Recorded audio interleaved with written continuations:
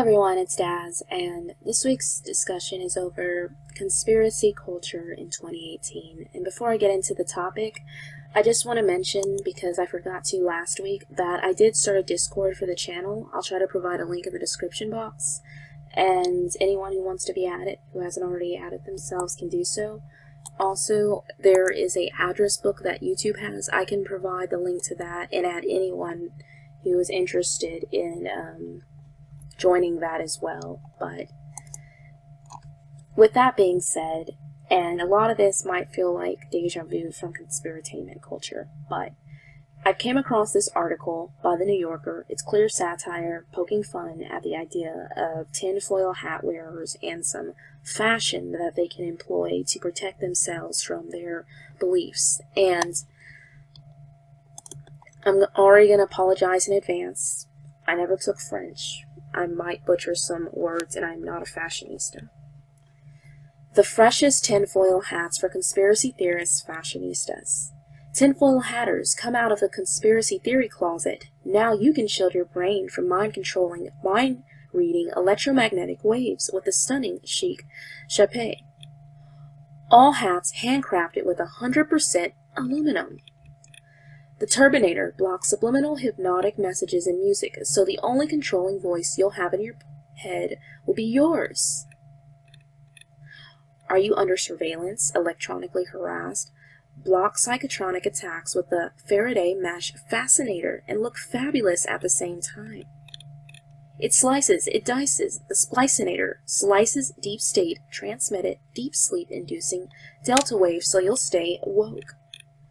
The Tangulator scrambles mood-controlling elf waves that cause anything from riots to depression. Cheers! Prevent blank slating and mental screen implantation with La Dome de Chrome. And don't walk through any airport like metal detectors, body scanners if you don't have to. Now remember, foil reflects the sun, so slather on that sunscreen. But make sure your lotion isn't filled with nanoparticle microchips that will leach into your skin. So that is the end of the article. I apologize for the scrolling sound and for any background noises since I'm filming this in the middle of the day and just constantly people driving by, and I'm by an airport and people are mowing their lawns. I think right now it's been quiet thus far, and then there's the computer's hum as well in the background. But what I thought about this article was that it was really a low blow from the mainstream media to conspiracy theorists, as they call them. At this point in life, I look at things not necessarily as conspiracy theories, but as conspiracies. If you go outside and you look at the effects that some of the stuff that we've learned and talked about throughout the years in the truth movement or whatsoever, you'll find that a lot of it is in effect. The music does have an effect on a lot of people's behavior, their moods, and I would say it's a form of lesser magic. I was talking to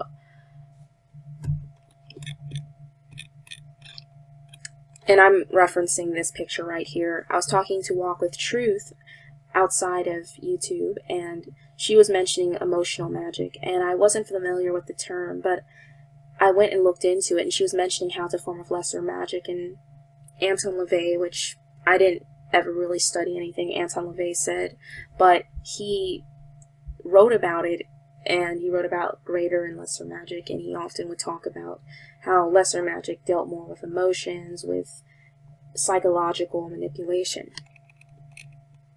And then they poked fun at the idea of being gang-stalked, which is a real big problem, and I've seen other mainstream articles say these people here, they have some sort of psychosis, they maybe have paranoid schizophrenia or something. No one's gang-stalking them, it's all in their head. So again, you see this poking fun at these ideas. I think the reason we're seeing more and more of these sort of articles is because more and more people on a larger scale consider themselves woke or awake. And that has its own benefits and consequences, because I feel like back in 2011, when I first got into looking into many of these things, it was a time when more and more people around me were starting to look into this stuff.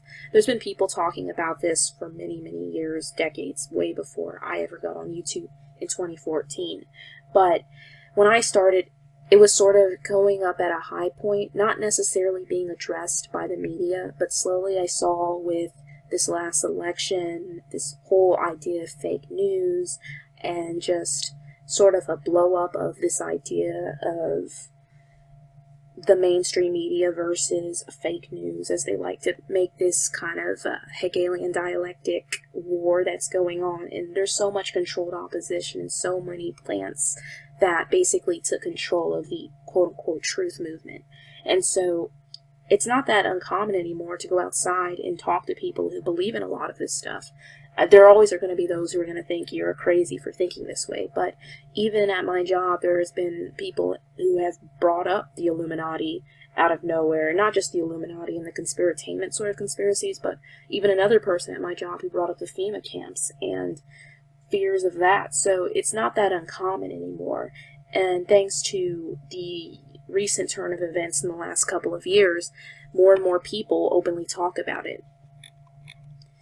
They also poked fun at the idea of elf waves and these elf towers, and probably a lot to do with the 5G system and how this affects people's health and minds and everything.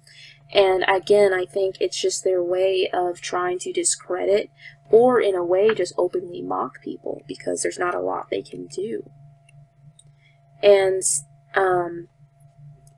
it's really, I think it's sad, and I think it's evil that they write articles like this.